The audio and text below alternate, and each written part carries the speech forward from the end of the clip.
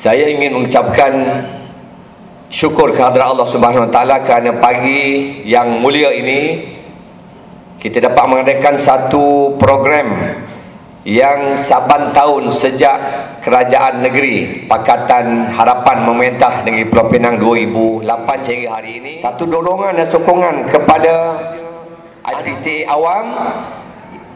Terus kita meminta anak-anak ini untuk belajar dengan sebaik mungkin. Bahagian sahaja lagi daripada sumbangan-sumbangan daripada kerajaan negeri, selain daripada program-program anak emas, warga emas. Rashid Hasnun, Timbalan Ketua Menteri 1 Pulau Pinang, Barisan Exco Yang Berhormat Chong Eng, Ahli Exco untuk Pembangunan Wanita, Yang Berhormat Lee Hock Seng, Ahli Exco untuk Kerja Raya, Yang Berhormat Datuk Maktah Syafi'i, Timbalan Yang Di-Pertua Dewan Undangan Negeri Pulau Pinang, semua yang berusaha pegawai penyiaran kadun, juga kepada guru-guru dan ibu bapa serta pelajar-pelajar yang kita raikan pada pagi yang mulia ini. Selamat pagi dan salam bersih kepada semua. Terlebih dahulu saya ucapkan terima kasih kepada pihak Urus Setia yang telah berjaya menganjurkan majlis penyerahan bantuan pendaftaran pelajar ke IPT bagi sesi akademik kedua 2016-2017 bagi pengajian ijazah sarjana muda dan bagi sesi akademik pertama 2017-2018 untuk pengajian diploma. Selamat datang diucapkan kepada pelajar-pelajar yang menerima bantuan ini. Dan saya difahamkan bahawa sememangnya kita alu-alukan 576 orang pelajar yang akan menerima cek bantuan RM1,000 untuk mereka yang belajar kat IPT di Semenanjung, dan juga RM1,200 kepada mereka yang mengikuti pengajian di Sabah dan Sarawak. Sabah dan Sarawak dapat lebih 200 kerana pergi lebih jauh sikit, kena bayar tambang kapal terbang. Inilah kali yang kalau saya tak silap, kali yang keempat, kali yang kelima, minta maaf, inilah sejak 2011 kali yang ke-7 kita berikan sumbangan RM1,000, dan tahun ini kita naikkan kepada RM1,200 untuk mereka yang belajar dekat Sabah dan Sarawak. Dan RM1,000 sungguhpun ini bukan banyak, tapi ia merupakan jumlah bayaran yang paling besar yang dibayar oleh mana-mana negeri di negara Malaysia. Bayaran ini bukan sahaja untuk meraihkan kejayaan anda, menghabiskan pelajaran dan juga berjaya dalam peperiksaan sehingga diterap masuk ke universiti dan juga IPT, sama ada IPTA atau IPTS. Tapi yang lebih penting ialah juga untuk menunjukkan bahawa bukan sahaja guru dan ibu bapa anda sayang sama anda, tetapi kerajaan negeri juga sama-sama sayang sama anda. Tentu kami boleh buat ucapan berpanjangan, kita boleh buat ucapan panjang lebar menyatakan macam mana kita sayang sama anda, tapi kalau ucapan ini tinggal ucapan, tak begitu bermakna. Lebih bermakna kalau disusuli oleh bayaran wang. Betul tak? Itulah sebabnya kerajaan negeri rasa kerana kita nak menunjukkan penghargaan atas pencapaian anda, kerajaan negeri luluskan pembayaran RM1,000 kepada sesiapa anak negeri Pulau Pinang yang berjaya masuk IPTA ataupun pengajian diploma. Dan sehingga sekarang kita telah belanjakan lebih 17.5 juta, meraihkan 17,761 orang pelajar yang telah berjaya melanjutkan pelajaran ke IPTA sejak 2008. Dan di sini tentulah kita ada harapan. Ini terpulang kepada anda semua. Kita tak paksa, kita hanya harap saja bahawa selepas anda semua habis pengajian anda, ingat negeri asal anda sayang sama anda, harap anda boleh kembali balik. Boleh tak? Boleh tak? Nah, kita akan jaminkan bahawa pekerjaan akan tunggu sama anda. Atas usaha pihak kerajaan negeri selama ini, kita telah berjaya tarik lebih banyak pelaburan kalau dibandingkan dengan tempoh sebelum ini. Kalau dilihat sejak 2008, tempoh 8 tahun, kita telah berjaya tarik pelaburan sebanyak 59 bilion ringgit, iaitu 74% lebih tinggi daripada 35 bilion yang ditarik masuk ke Pulau Pinang untuk tempoh yang sama sebelum ini. Kalau kita lihat pekerjaan baru yang diwujudkan, kita wujudkan lebih 130,000 berbanding dengan 110,000 untuk tempoh yang sama sebelum ini. So di Pulau Pinang kita memang ada kekurangan pekerja, kerana pekerjaan baru yang diwujudkan, kita kurang pekerja. Sekurang-kurangnya 20,000 orang pekerja dari semua lapisan, daripada pihak jurutera sampai pihak bawah.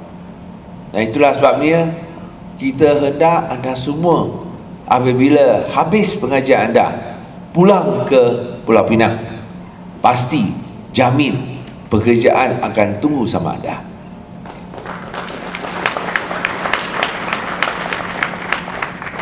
Pulau Pinang kita telah berusaha selama ini untuk menjadikannya sebagai sebuah negeri bertaraf antarabangsa dan pintar. Kita tidak pernah lelah untuk jayakan impian dan hasrat semua rakyat negeri, dan ini termasuk dekat Sabang Perai. Bila disebutkan bahawa Pulau Pinang yang bertaraf antarabangsa dan pintar, seringkali anggap bahawa hanya kat pulau saja. Tetapi kerajaan negeri tahu, sekiranya Pulau Pinang nak jadi negeri bertaraf antarabangsa dan pintar, maka kita pun hendak bangunkan kawasan seberang supaya ia juga mencapai taraf antarabangsa dan pintar. Barulah negeri Pulau Pinang boleh gelakkan diri sebagai negeri bertaraf antarabangsa dan pintar. Itulah sebabnya dari segi pembangunan, kalau sebelum ini kerajaan dulu mereka tumpukan ke kawasan pulau, di bawah kerajaan baru kita pentingkan lebih sikit kawasan seberang. Daripada 3,077 juta ringgit yang kita belanjakan untuk pembangunan sejak 2008, daripada jumlah 3,077 juta ringgit yang kita belanjakan, 2,379 juta dibelanjakan di seberang, ataupun 77% daripada peruntukan pembangunan dibelanjakan di Sabang Perai. Ini menunjukkan bahawa kita bukan sekadar cakap saja, kita laksanakannya. Macam hari ini, bila kita cakap kita hargai anda, kita bukan sahaja sebut kita hargai anda, tapi disusuli dengan wang penghargaan atas kejayaan anda. Sama juga untuk pembangunan dekat Seberang Perai, kita belanjakan 77% di Seberang Perai. Dewan ini sungguh pun dibina lama, tapi bangunan pun agak teruk dan perlukan perbaikan semula. Kita belanjakan hampir 2 juta ringgit untuk memperbaiki semula, supaya ia boleh terus memenuhi taraf yang diharapkan oleh rakyat. Dan kita boleh lihat di sini keadaan Dewan masih baik, macam baru. Sungguh pun sudah lama dibina. Nah, ini kerana kerajaan mau pastikan bahawa ia setara dengan yang dulu kita belanjakan wang untuk memperbaiki dia. Inilah dilakukan di seluruh seberang, di seluruh belah bidang. Dan anda boleh lihat bahawa dalam 8 tahun ini ada banyak pembangunan dari segi jalan raya, dari segi longkang, dewan. Ada orang cakap jangan-jangan hanya kepala batas ada dewan, lain tempat pun ada dewan. Kita bina satu dewan baru dekat seberang Pride Arena, belakang masjid seberang Jaya. Cantik ini dewan. Tak sebesar dewan ini, tapi saya rasa lebih cantik sikit. Kalau tak percaya boleh pergi tengok. Ini yang kita belanjakan untuk infrastruktur dan kemudahan asas. Macam mana kerajaan negeri boleh belanjakan 3,000 juta, 3,077 juta sejak 2008. Kalau sebelum ini saya rasa tak ada langsung, tak belanja wang yang begitu banyak. Saya rasa separuh pun tak ada.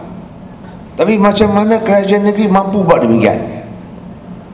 Kerajaan negeri mampu buat demikian bukan kerana kita dapat wang daripada kerajaan persekutuan, tak ada. Kerajaan persekutuan tak bagi. Kita terpaksa gantung dengan diri sendiri. Tapi kerana kita jalankan pentadbiran CAT, cakap accountable dan tulus, dengan kepimpinan yang bersih, kita ada lebihan belanjawan tiap-tiap tahun. Kita mampu laksanakan program-program pembangunan, termasuk program emas yang kita jalankan hari ini. Kita ada program emas di mana kita berikan wang bantuan kepada rakyat. Sebelum ni tak pernah beri.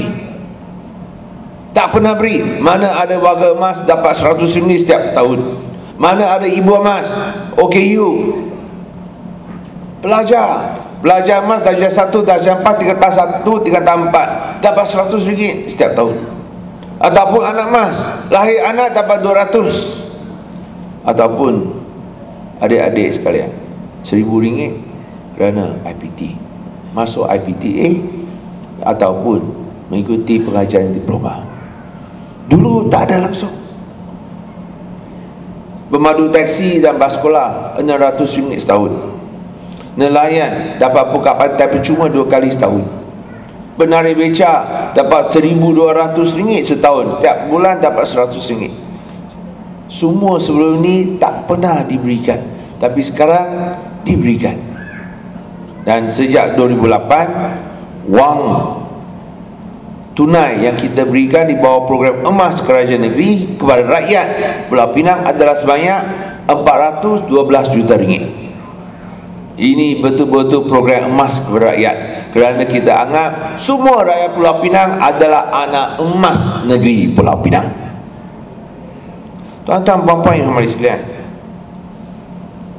tentulah kalau kita lihat laporan-laporan media daripada mereka yang sokong parti lawan, ini kita tahu semua tidak berasas. Banyak yang tak benar, termasuk juga beberapa tuduhan. Bila saya sebut bahawa kita jalankan pentadbiran bersih, tentu ada pihak yang cakap, oh tapi SPRM ada ambil tindakan. Ini semua satu fitnah. Fitnah kerana kalau kita lihat, sekiranya kerajaan negeri Pulau Pinang tidak bersih, macam mana kita boleh untung tiap-tiap tahun?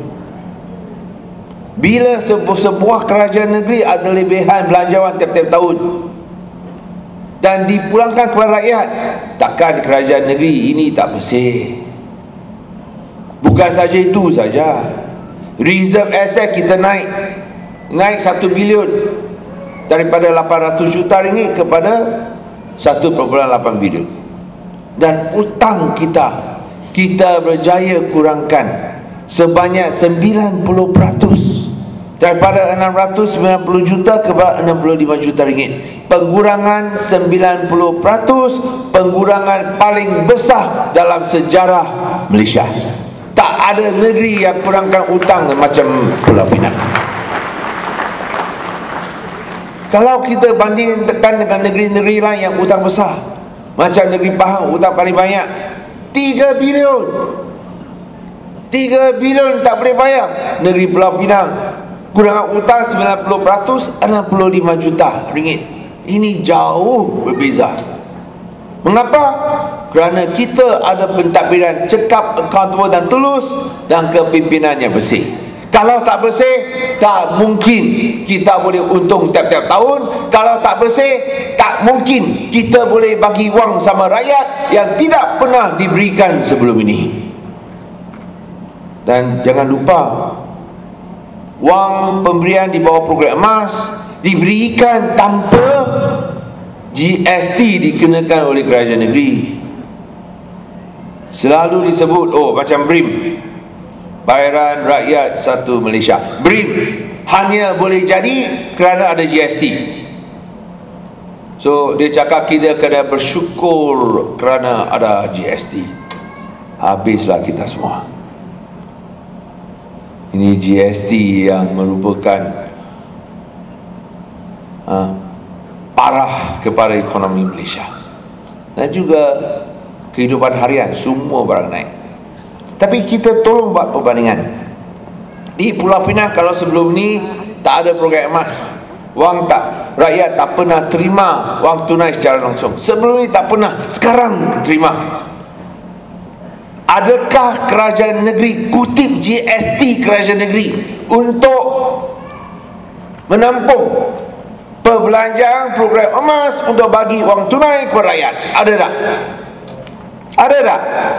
Tak ada. Kita tidak kenakan GST. Kalau sebut cukai tanah, tak naik langsung. Cukai tanah sama. Tapi macam mana kita masih boleh kutip wang lagi untuk bagi semua rakyat? Itu yang saya sebut tadi. Kita boleh bagi wang, dapat wang untuk bagi semua rakyat, kerana kerajaan negeri tak makan wang. Itulah perbezaan. Tapi kadang-kadang kat Malaysia yang tak makan wang kena tuduh, yang tak makan wang kena tuduh, yang makan wang tak kena tuduh. Inilah yang berlaku. So di sini kita kena lihat kejayaan yang dicapai oleh sesebuah negeri bukan hanya kita semata-mata kerana kita doa saja boleh jadi. Tak ada.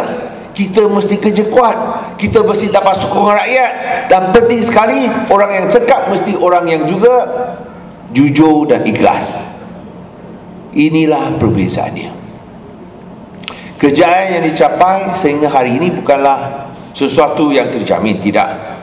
Perlu sokongan dan gandingan daripada semua anggota pentadbiran kerajaan negeri. Ini baru boleh dapat dilaksanakan. Tentu dalam perkara ini kita harap bahawa apabila kita berikan tumpuan dalam pengajian kita, nak habis pengajian kita, tentu kita mesti berusaha. Tapi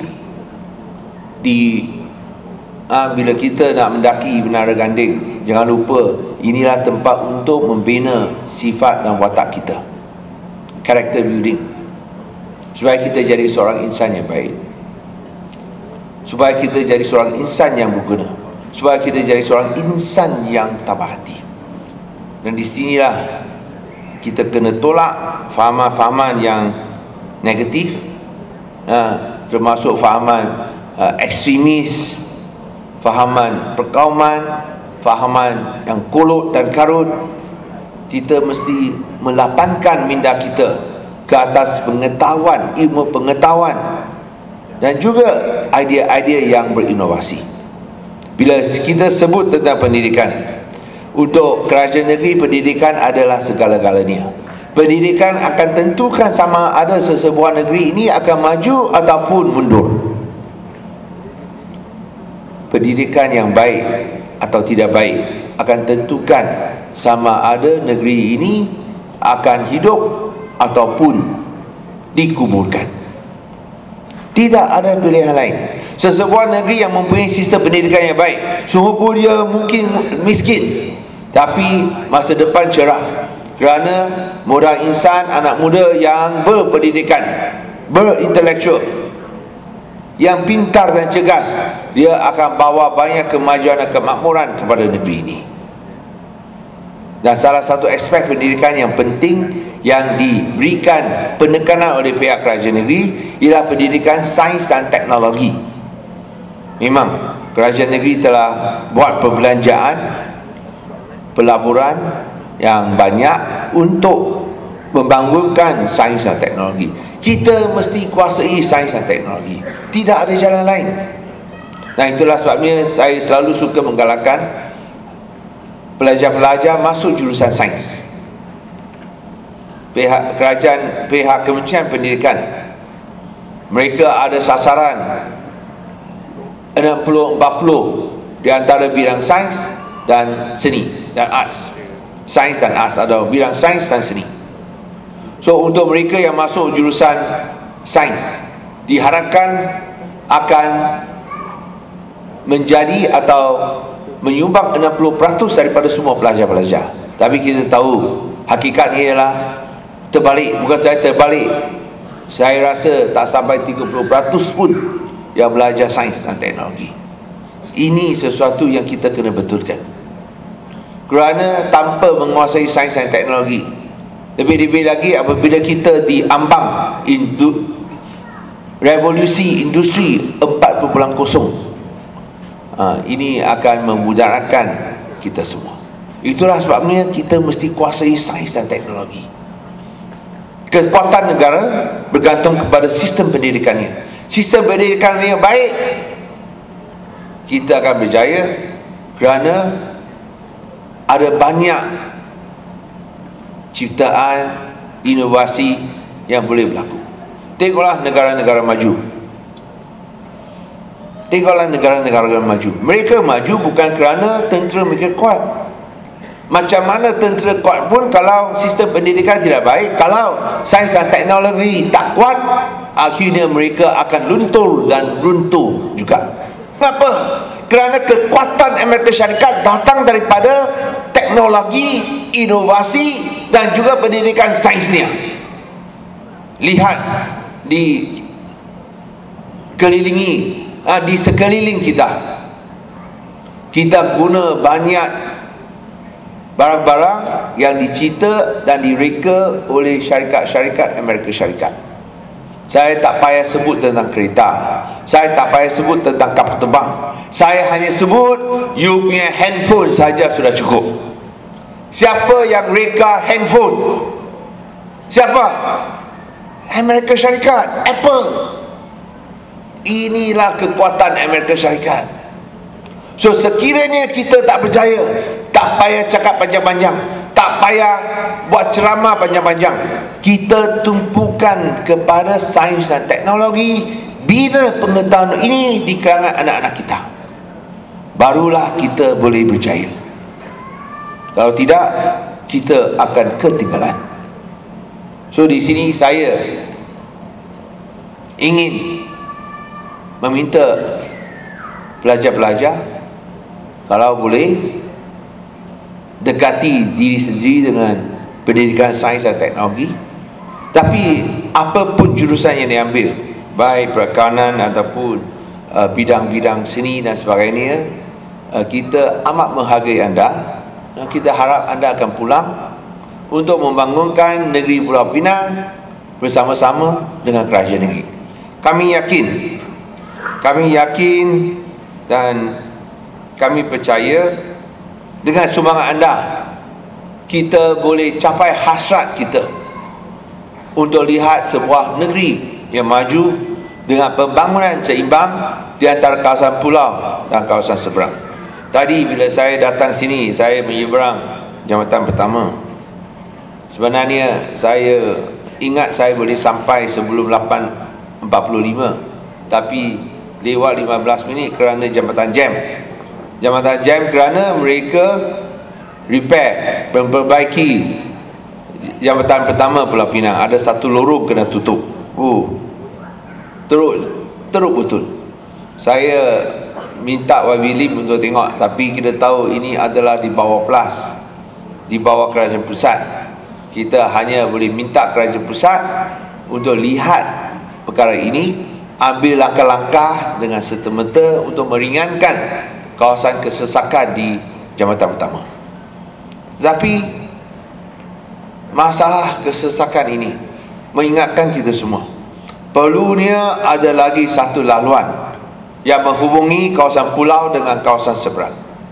Saya telah sebut bahawa kita kena pastikan pembangunan seimbang. Kalau kita nak sebut tentang pembangunan seimbang, di seberang semua daerah pun kena seimbang. Jangan-jangan hanya SPT seberang Perai Tengah baru ada jambatan. Jangan-jangan hanya seberang Perai Selatan sahaja ada laluan jambatan kedua. Macam mana pula dengan seberang Perai Utara? Itulah sebabnya kerajaan negeri bercadang untuk bina laluan, tapi kerana ada pelabuhan tak boleh bina jambatan, kita cadangkan bina terowong bawah dasar laut. Anda setuju, anda tepuk tangan, tapi ada yang tak setuju. Mengapa tak setuju? Ini untuk kebaikan semua orang. Lain kali kalau nak pergi ke Pulau Pinang, tak payah pergi ke Jambatan Pertama, pergi Bakar Ajam sudah boleh menyeberang masuk ke Geni Drive. Tapi semua setuju, semua cakap baik, tapi ada yang tak setuju. Mengapa? Mungkin kerana mereka hasad dengki tak dapat kontrak, ataupun kerana ini bukan projek idea mereka. Tapi kita tidak akan ambil peduli suara-suara sumbang sedemikian. Biar suara-suara sumbang tinggal suara-suara saja. Yang penting kita nak lihat pembangunan seimbang, bukan sahaja di antara pulau dan seberang, tapi di antara semua daerah di seberang Perai. Tapi saya kena ingatkan semua juga, ini bukan cakap bahawa bila saya cakap hari ini besok dia akan bina, tak ada. Kita akan buat kajian, kita akan buat perancangan, dan ia memang perlu dijalankan dengan rapi, dia ambil masa. Kita pun nak itu traffic, volume traffic banyak sikit dekat jambatan kedua. So bila ditanya bila terowong bawah dasar laut daripada Geni Drive, persiaran Geni ke Bakar Ajam siap, saya cakap 10 tahun lagi, 2027. So mungkin saya tak sempat tengok lah, tapi pasti anda, anak-anak muda, anak harapan kerajaan negeri Pulau Pinang, tentu anda dapat saksikannya. So itulah perancangan yang kita bina untuk masa depan anda. Kita nak membinakan satu masa depan untuk anda. Pada masa yang sama, kita nak membina anda bersiap sedia untuk menghadapi masa depan. Itulah perancangan kerajaan negeri Pulau Pinang. So semua pun kita hadapi pelbagai cabaran.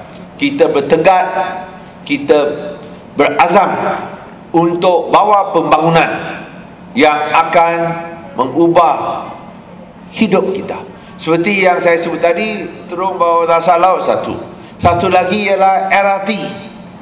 Kalau kerajaan lama dia hanya nak bina LRT dekat kawasan pulau, kerajaan ini kita sebut kawasan pulau bukan sahaja negeri Pulau Pinang, jangan lupa seberang Perai ada lagi. Itu sebab kita nak sambung LRT dari pulau ke seberang juga.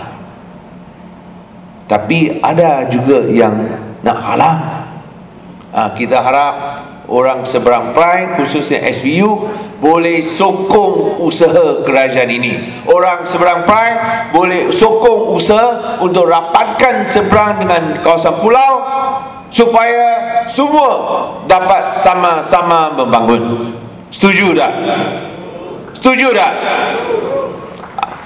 Akhirnya, bolehkah saya dapat satu jawapan? Anda akan kembali ke Pulau Pinang apabila anda tamatkan pengajian anda. Boleh tak? Tak kuat sangat Kalau tak kuat nanti wang tak mau bagi Kita akan tahan Boleh tak? Tak cukup kuat lagi? Boleh tak?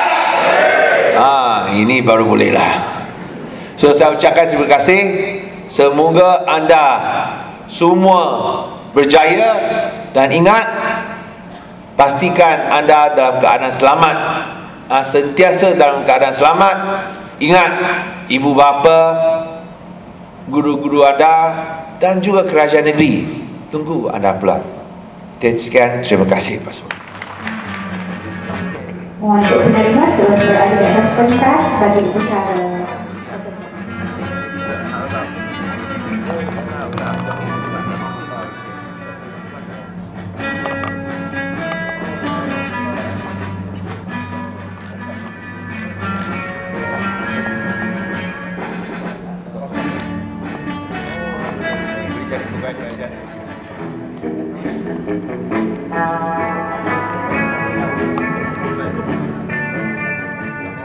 Seterusnya,